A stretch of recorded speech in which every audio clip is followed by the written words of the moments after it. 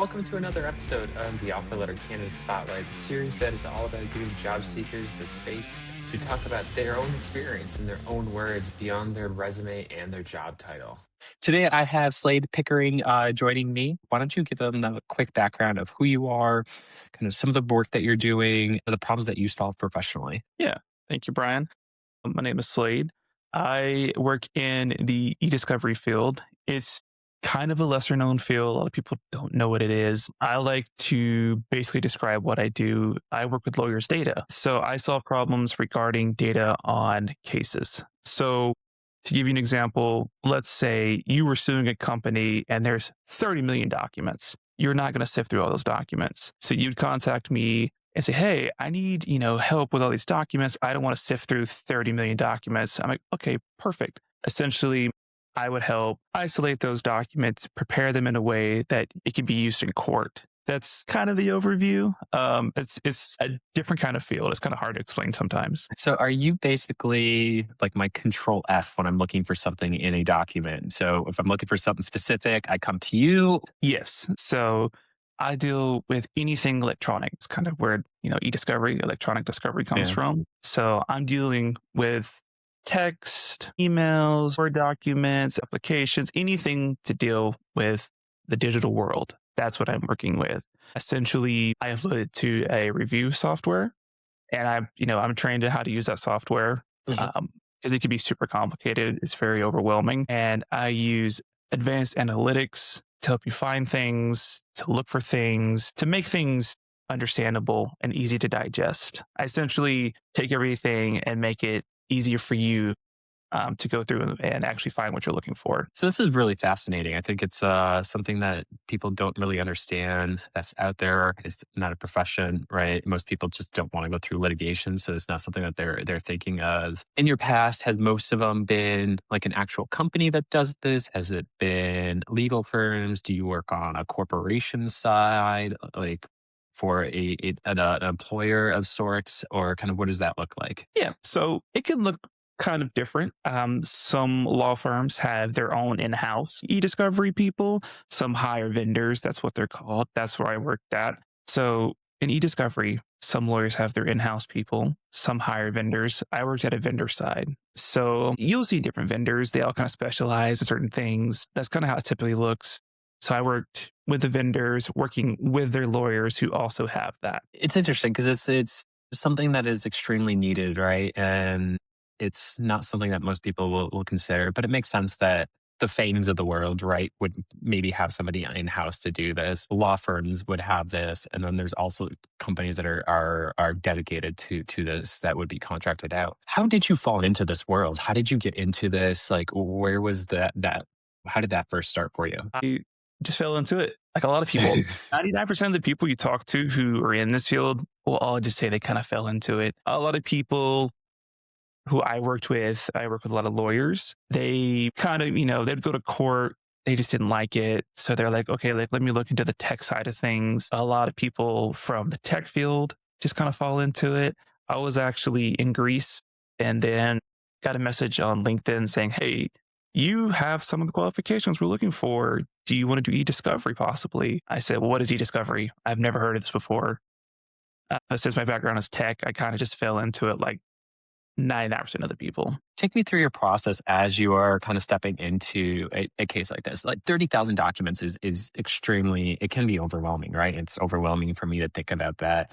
I can assume that could be thousands of text messages that you have to sift through. And I understand that there's some proprietary things that you can't get into, but how do you make sure that you don't get overwhelmed in this process? So you are very targeted when it comes to this field. A lot of the times, counsel, they know what they're looking for. For example, like let's say if I was suing, I don't know, McDonald's because they messed up my order on April 1st, 2007, just for an example.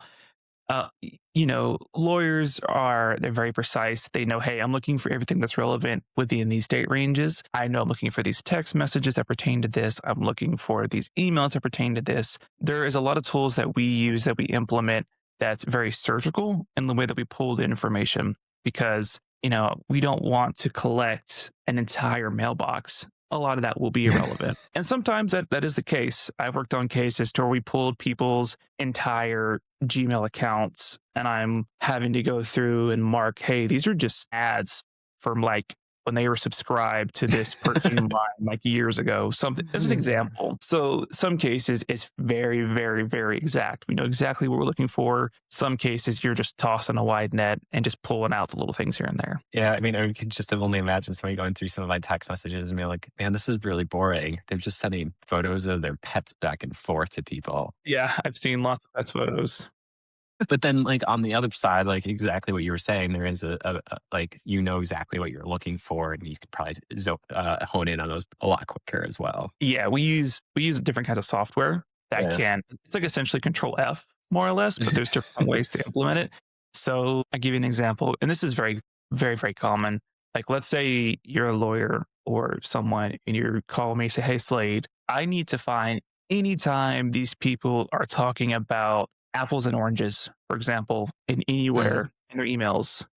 I would go in, I would run searches, and it would essentially just collect all these documents that contain that, and you can refine it further and Sure. further and further. Essentially, I deal with a lot of like refining searches, a lot of, you know, because, some cases for 2 million documents. So a lot of the time I'm just sitting there essentially applying filters to searches. So, sometimes it's very cut and dry. Hey, this search here produced 72 documents for you to review. Sometimes it's, hey, this search here produced 900,000 documents. And it's like, okay, how can we make that more manageable? Let's kind of talk a little bit about some of the things that you've done in your professional career and how you've evolved in this. From the time you stepped into this world, what was the learning curve like for you? What were some of the skills that you had to redefine and develop? And then when did it start shifting towards a mindset of that you started to understand some of this work as well? I stepped in, like most people, knowing absolutely nothing about this world. Never heard of it, didn't know what it was. The learning curve is huge. It sounds super simple. I'm just running, I'm running searches. I'm just getting these documents all nice and ready for court. It sounds super simple, but, I went through months of training. I spent a lot of time, actually running these searches. That's what, I'm keep referring to them that queries. Sometimes here is that I spent months on that. It took me a good while to actually understand truly what I'm doing, and every single day there's always something new. There's something new that comes out. And in this field, you can do the same thing multiple different ways, which is something that I find actually like really interesting about this field. If you were like, hey, Slade, I need to find this particular set of documents with these certain criteria. I can do that multiple ways. I can look for different ways to do that. And so, at least in this field, you'll see people have their own workflows that are unique to them, that are kind of like their standard versus, what your coworker might do, but you get the same results. Yeah, it took me a little while to actually understand what I was doing because the learning curve is so huge. You got to be really analytical. You got to be able to actually understand, and this just takes time with any field. You got to actually understand what the client is asking for because and you learn within this field kind of like what to anticipate, what to expect, but a lot of it is actually understanding the request and being able to prepare for it because it can branch off. A lot of the time you'll see things branch off. You'll get one request that comes in asking for, I don't know, hey, I need these text messages. Every case is different.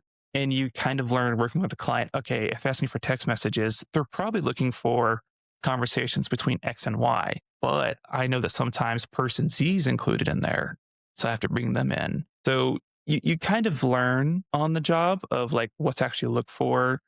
A lot of it's being able to predict what the client could possibly want and being able to advise them in a way that's not legal. Just kind of being like, hey, like I noticed you're always looking for these people. Maybe look at these people, but not in a legal sense. Just something like, hey, heads up. Is there a time that you felt like things just started to click for you? I would say roughly 7 to 9 months in, Okay. because if you're working with a client and they're very precise, hey, I'm always looking for like this exact person Mhm. between email communication between these two individuals. And after a while, you kind of see, hey, I always, starting to see that person C is being brought in these emails. What's going on there? And I see that person C sometimes uses alternative emails. So we're not just essentially always just searching for things or helping, clients look for things or make it manageable for them to review or retrieving the data. Sometimes, we're actually reviewing documents in a sense from, a data standpoint. So, at what point in your career did you finally feel like there was a moment that you got it? A moment where basically you knew it could be person A talking to person B, but also, hey, it might also look at person C or person D as well. Is there a moment in time that you think that it was there that you really kind of started to understand kind of some of this area in your work? Yeah. So roughly about 7 to 9 months into, actually into this field, I sort of developed a better understanding of what clients were looking for, and every client's different on what they are actually looking for and what they actually need. I reviewing email communications between two individuals. Sometimes, you said you'll see individual C sometimes on them, individual D. I would take that, kind of run some background information, run some background searches for my own reason and see if there actually is like anything viable. And I would suggest like, hey, like I notice that there's a lot of conversations between the person you're actually trying to look at and between C and D.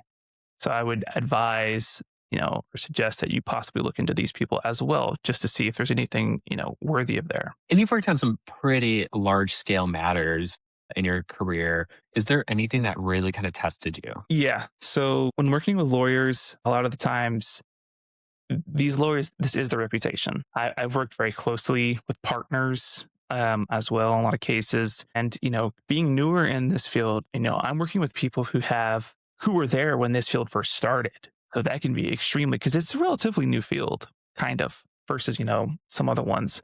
So I'm working with people who have 20 years in this field and they're lawyers. And if you've ever worked with a lawyer, they are very, very precise with their questions. And you feel like you're on trial where they ask questions. And I understand because it is their reputation and they want to make sure that you know what you're doing and they want to be able to trust you. So I have worked on cases like that where I felt like I was on trial. And it's like, okay, this is like, it's fun at the same time because, I like a challenge. But on the other side, it's kind of scary because it's like, okay, like I feel like anytime I'm going to be, brought into the courthouse and put on trial myself. You were recognized as one of the top performers as well. Is there anything that you would say that you did differently than some of your peers? I would have to say, when it comes to working with clients, at least in this field, our hours are weird. Sometimes clients will call you 10 o'clock at night. Hey, that's what we call production, which essentially producing documents for court or to present to someone.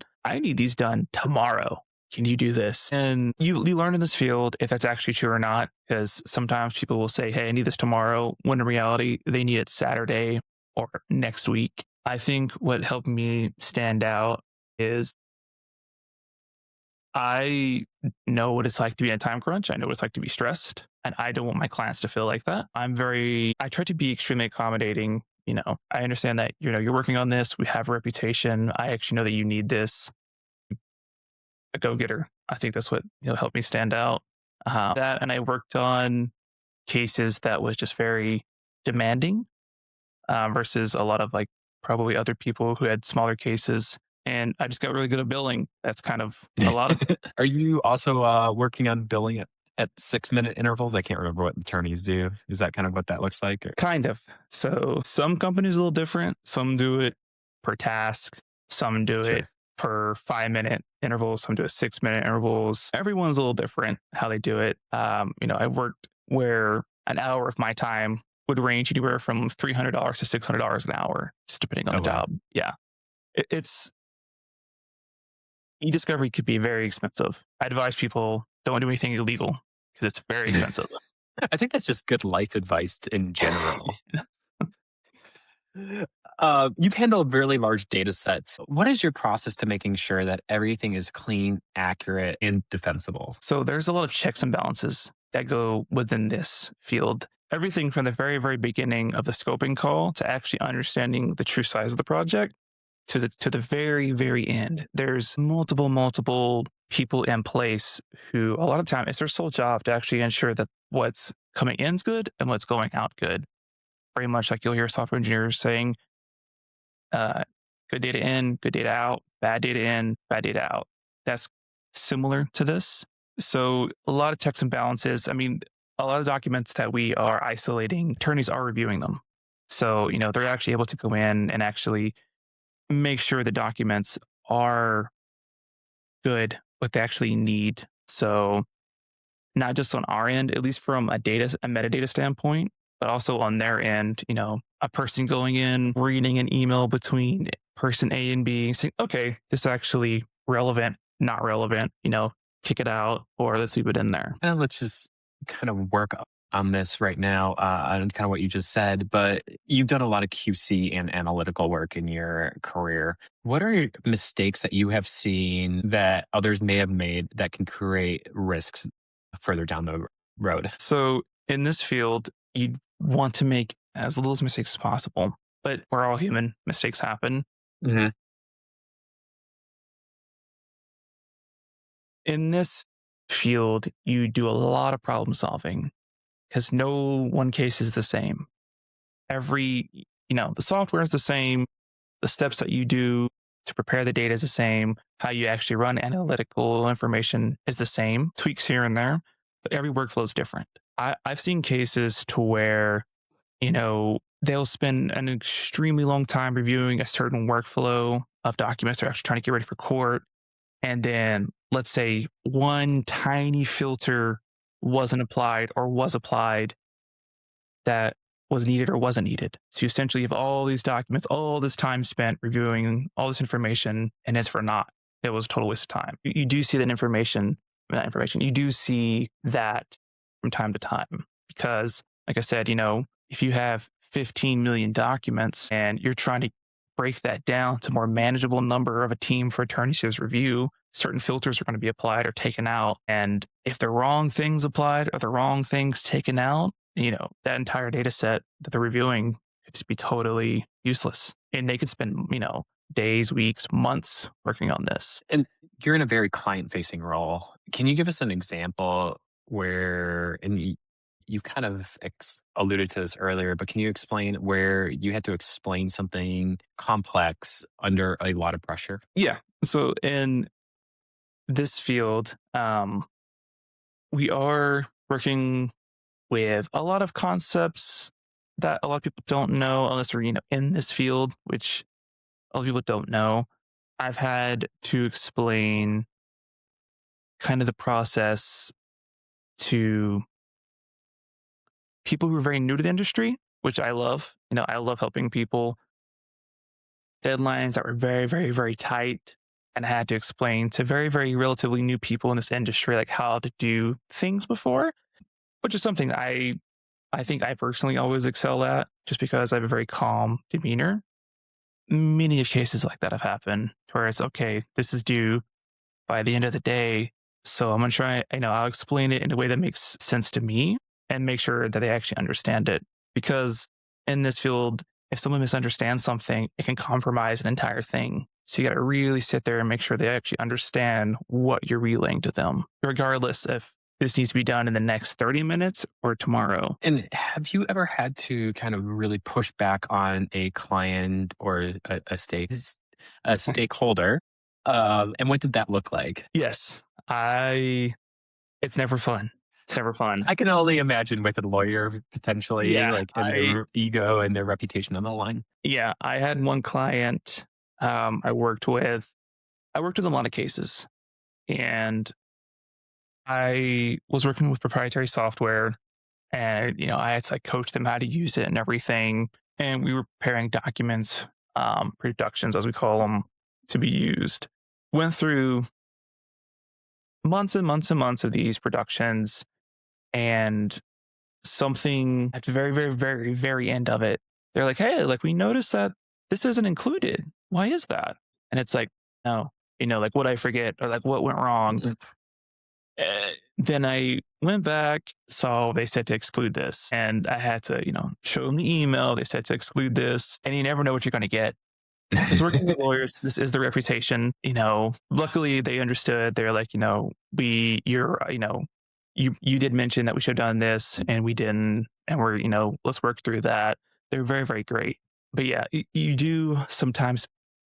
I wouldn't say sometimes, a lot actually, you push back on clients because they'll want this very specific thing. And if you have years of experience, you can say, well, you can do that, but it's not going to be great for you in the long run. And I Hmm. know this. You have to trust me on this because a lot of this is trust. You know what they're looking for and how to actually help them, and they have an idea of what they're looking for, depending on like the client. And you kind of have to sit there, talk through, explaining through them.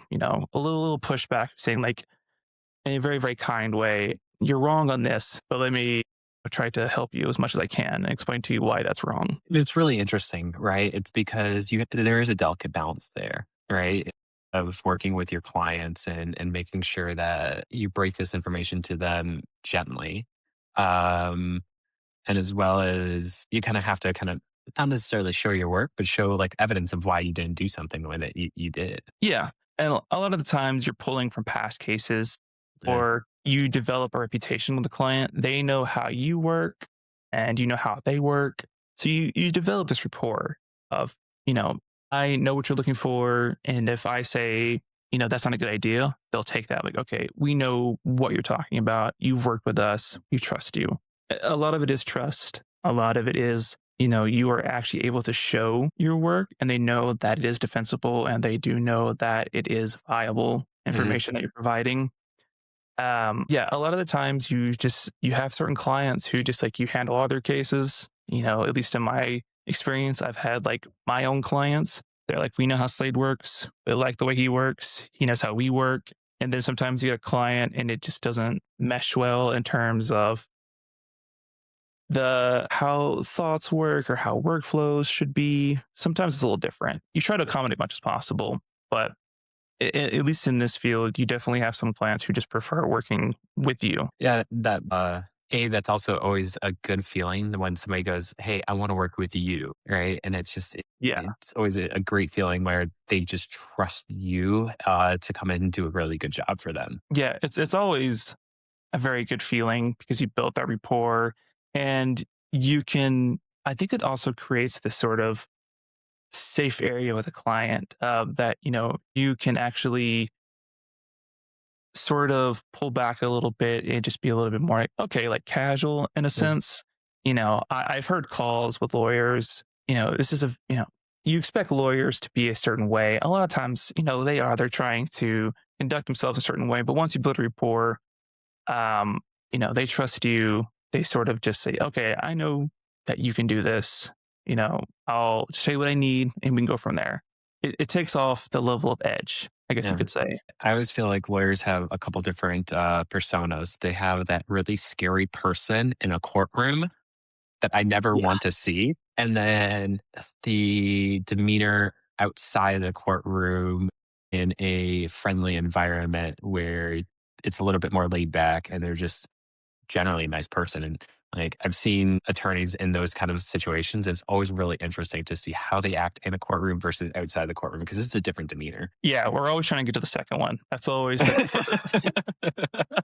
It's always I always feel like that's just with everybody. I want to be with that in that realm. yeah, because I've worked some cases where they're always in the courtroom. They always have the mentality, and it can be stressful because they question on like what you did. And it's just when you're working with someone who you know you come to understand this is their reputation. This is their not only my livelihood, their livelihood too, because they're out there presenting these documents in front of a bunch of people. They don't Mhm. want to seem wrong, rightfully so. So sometimes you do work with clients who are stuck in that perpetual state, and it can be intimidating to work with. So, what skills and what habits have you developed to stay consistent and accurate?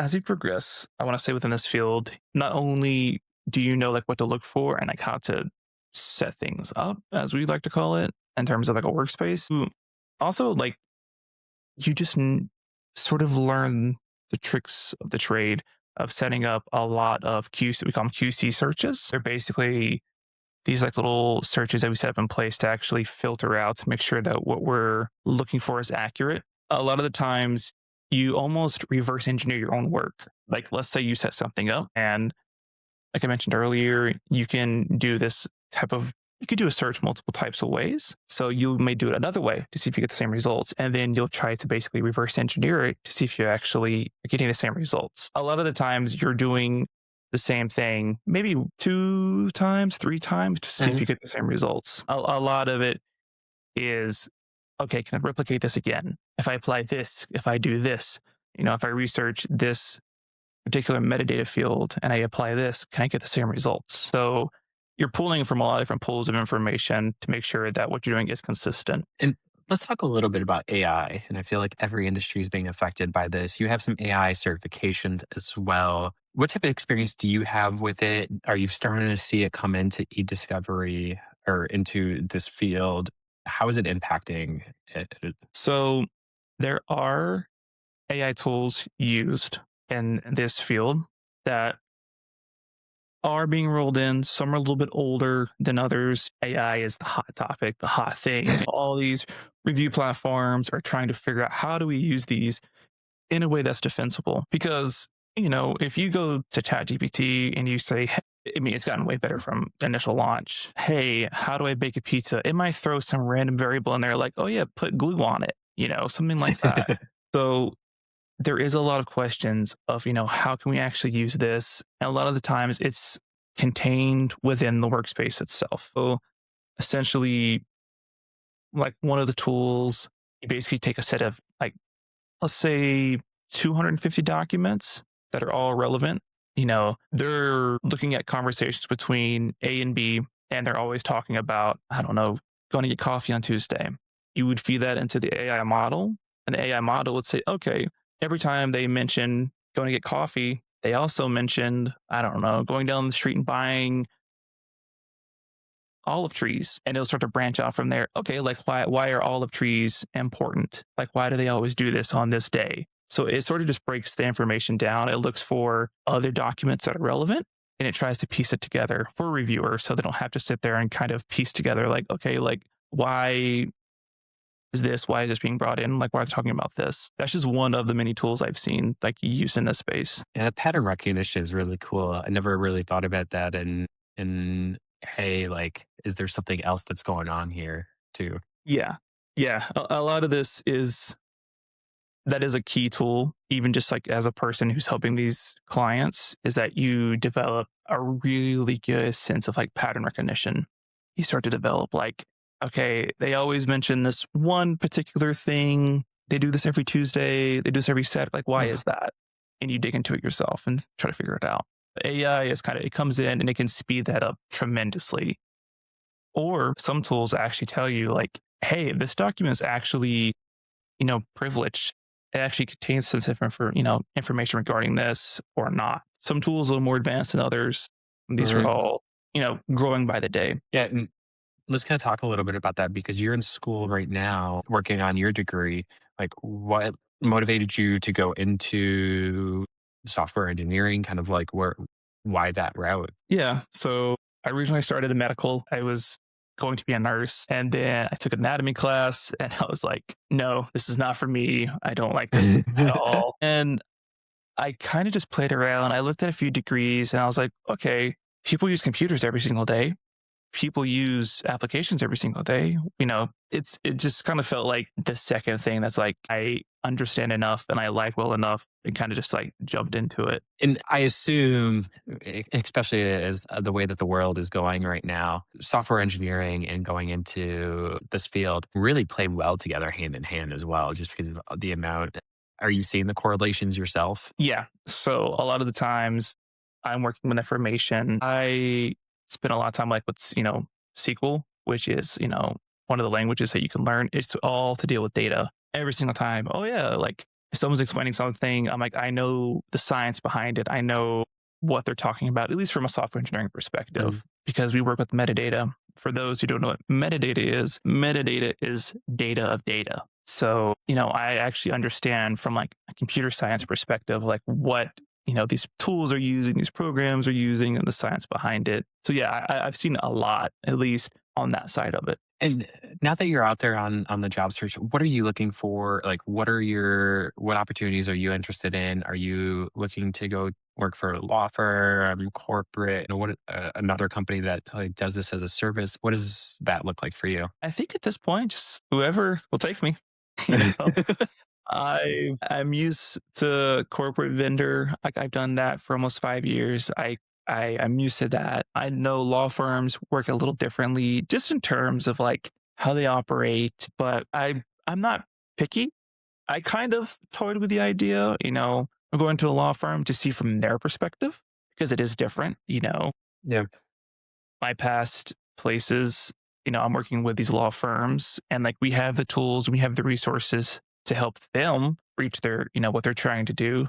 So I've always been curious from a law firm, like how do they do it in house? Have you ever thought about using your software engineering skills and trying to make your own kind of company that could do this? No, there's some very like well established All right.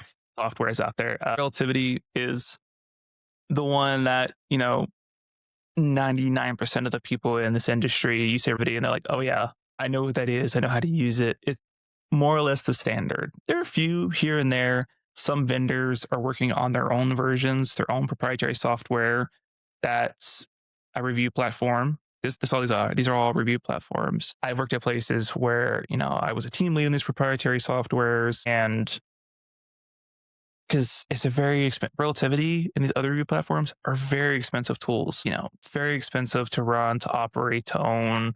Because, if you're dealing with cases that can get up to terabytes worth of data just in your one case alone, and there's simultaneously, I don't know, 100 plus cases going on, it adds up really fast cost too. So And I'm there's assuming that it's a very compliance in this industry is probably huge, right? Because there's the information that you're also getting and storing and it's going through, sifting through is very privileged information. correct. Yeah. It's very hush hush type of Mhm. industry. You are dealing with a lot of like sensitive information, a lot of private information. So my wife always jokes that this is a great field for me because I'm able to keep a great secret. Because a lot of these time I've worked on cases that were made headlines across the world, things like that. And so you have to be able to actually, be able to work on these cases without telling people what's going on. A lot of security checks and balances are in place. It's, no one can just log into the software. You got to have all this information, all these background checks, all these compliances ran. Some people they go through multiple levels of security. There's cases, I've never worked on these before, that depending on how sensitive case is, they'll essentially fly you out to a location, put you basically in a black box and Oh like my make you work on gosh. a case. Yeah, I've never worked on a case like that before, but I know people who've told me stories like, yeah, I was flown out. They always refer to it as a black box. Your information doesn't come in, doesn't come out. It stays isolated. And they work on that. That is insane. I don't know if I would like that or hate that because I feel like it just, for the time you're on it, just feels so isolating. Yeah, they said it was very isolating. They said it was they didn't obviously they didn't tell me. They said it was very interesting what they worked on. I was like, I'll just take your word for it. And I could appreciate you being in the industry. You're like, no, I understand. Like, no more questions. But like somebody like me Yeah, outside the industry, be like, what did you learn? What did you find out? And you're like, yeah, I just feel bad with like, I can't say. I'm like, oh, okay. yeah.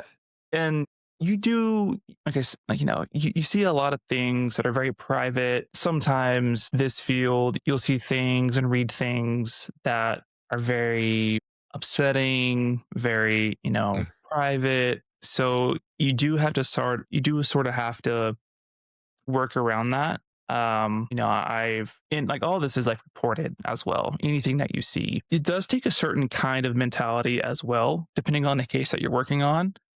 Because sometimes it's just fraud or something like that. Like okay, or it doesn't always have to be anyone suing. It could just be two companies merging together, and you're just making sure that they're just compliant. That's all. But sometimes you do see sort of the darker aspects of life involving these cases. And it does sometimes take a sort of mentality of, okay, I know what I'm getting into and I understand like what I'm working with here. So what's next for you? Are you looking for positions that are remote? Are you looking for things that are kind of what types of roles, I guess, location wise, are you considering? Are you looking at hybrid? Like, what's of interest to you? Remote. I'm comfortable in any setting. In this field, your hours are weird. Nothing's Yeah. really set in stone. Sometimes my 9 to 5 is 7 to 11, just randomly, because I'm waiting on something, or maybe I'm just like working on something late at night because I can't sleep, for example. It's definitely one of those fields to where there's no set time. So you're kind of just like in limbo a lot of the time. You're on call, basically. That's you're on call kind of a lot of the time. It's funny because last night we talked a little bit about this. I was having a hard time falling asleep, and I just had a bunch of work stuff that came to my head, and I'm like, started firing off emails. And I'm like, man, I just can't have this reputation of being the person that's up here Yeah. at 11 o'clock at night just working. I'm like, I just had a bunch of thoughts, and I just couldn't sleep. I just need to get this Yeah. done. And our field clients pick up on that very fast. They're like, okay, I see Slade send an email at 10 o'clock at night. Obviously, he can handle this, or he can do this at Mm. 11 o'clock at night for me. Yeah, it is kind of like oh, you want to establish with the client, like, these are realistic, working hours for me.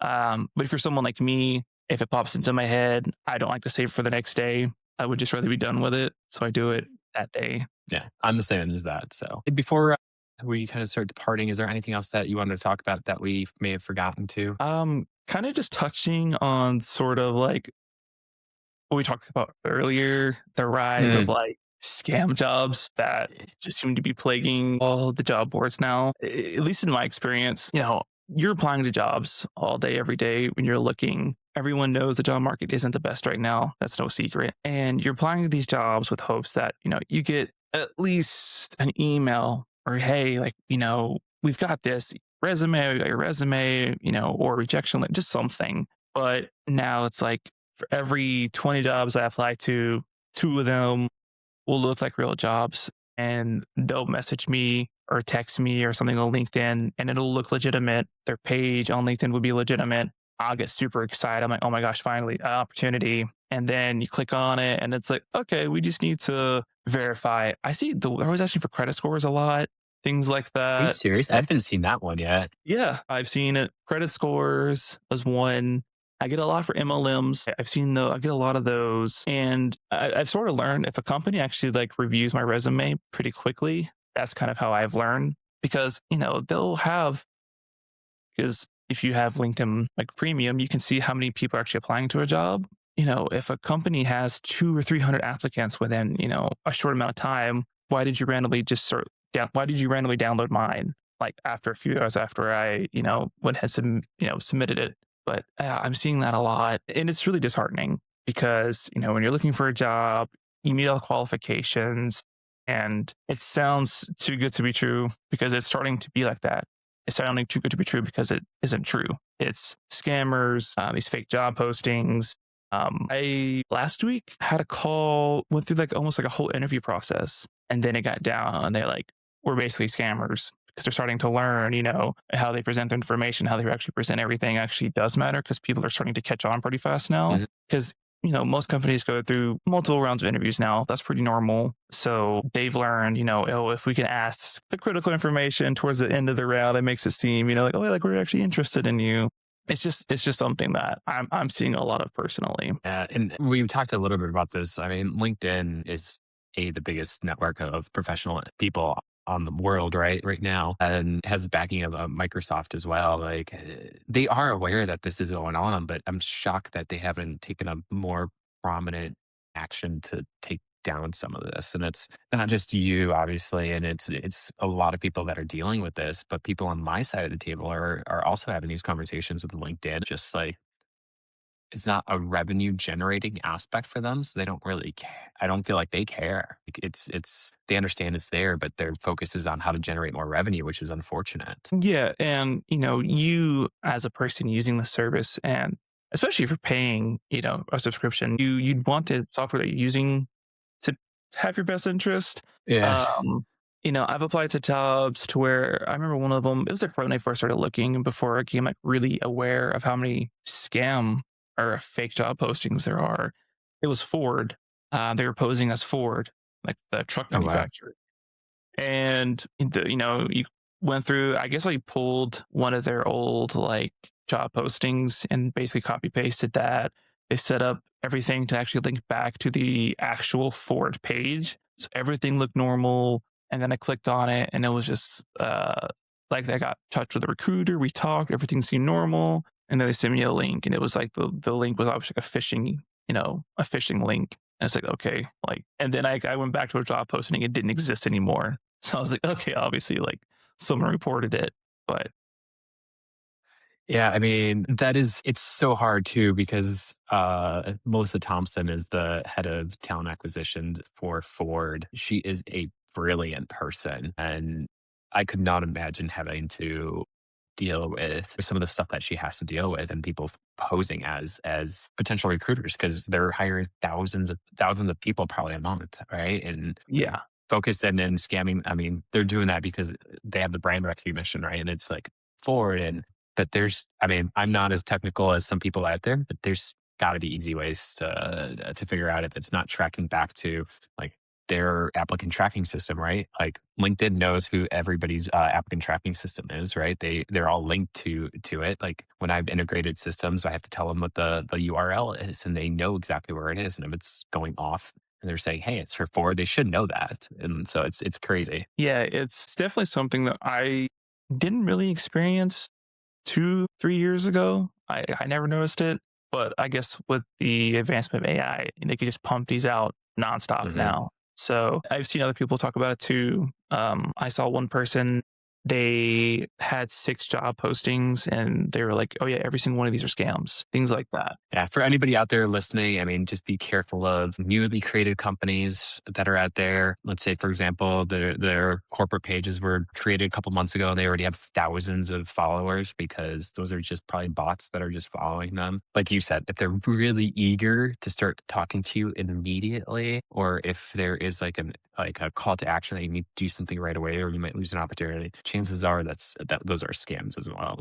Um, yeah, it's kind of disheartening. I really wish that LinkedIn and some of the other job boards would take a more active approach on making sure that they aren't there. Yeah, I agree. Slade, anything else that we should discuss? Anything else that you wanted to make sure that everybody knew about you? None at this moment that comes really to mind. No, I appreciate the opportunity to come talk to you because I know right now with the job market, a lot of the times I think just hearing an actual person talk about their experiences and understand what services someone could help a company with. I think that's important because a lot of the times these job applications are just filtering down to a series of yes, no, no, yes, yes, no, and it can be a little disheartening. And for anybody looking to speak to Slade, I'll make sure that I include your LinkedIn into the notes of the show. So it's just an easy place that they can get in touch with you. But everybody, I appreciate you listening. And if somebody wants to come connect with you, make sure that they click the link in the show notes.